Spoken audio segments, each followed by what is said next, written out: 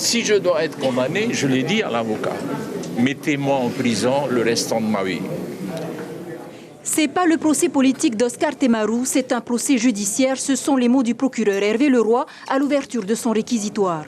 2h30 où il rappelle la jurisprudence de la prise illégale d'intérêt avant de reconnaître, je cite, « Monsieur Temaru n'est pas un corrompu, c'est clair, mais il a failli à ses obligations d'élu, insistant sur l'intérêt moral. Il requiert 5 millions d'amende sans inéligibilité. » Il ne suffit pas d'en parler, il faut le démontrer.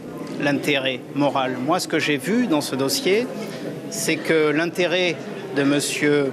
Temaru, c'était celui de sa population de Fara, au travers cette radio qui diffuse des messages à vocation d'intérêt public pour la commune, pour les détenus de Noutania, pour les jeunes. Le procureur requiert également une amende d'1 million contre l'ex-président du conseil d'administration de l'association Radio Tefana. Maître Dubois va insister sur l'absence de preuves matérielles et que le tribunal doit juger sur des faits et non sur la jurisprudence. Il plaide la relaxe. Vouloir aujourd'hui leur couper la parole, c'est d'abord inacceptable. Et je crois que surtout c'est très dangereux quand on connaît l'histoire de notre pays, quand on connaît l'histoire de la Nouvelle-Calédonie, quand on connaît l'histoire des Corses, du Pays Basque. C'est très dangereux de vouloir dire à des gens « maintenant vous allez vous taire ». Monsieur le procureur a reçu des instructions.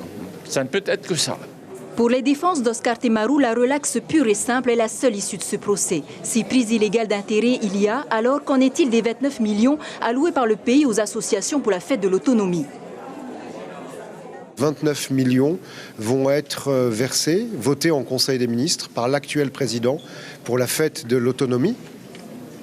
Donc, si je suis le raisonnement du ministère public, du parquet, du procureur de la République, c'est donc une prise illégale d'intérêt, puisque le président autonomiste va donner 29 millions d'euros pour financer une fête de l'autonomie, qui en réalité n'est pas la fête de l'autonomie, parce que ça n'est la date d'aucun de vos statuts d'autonomie.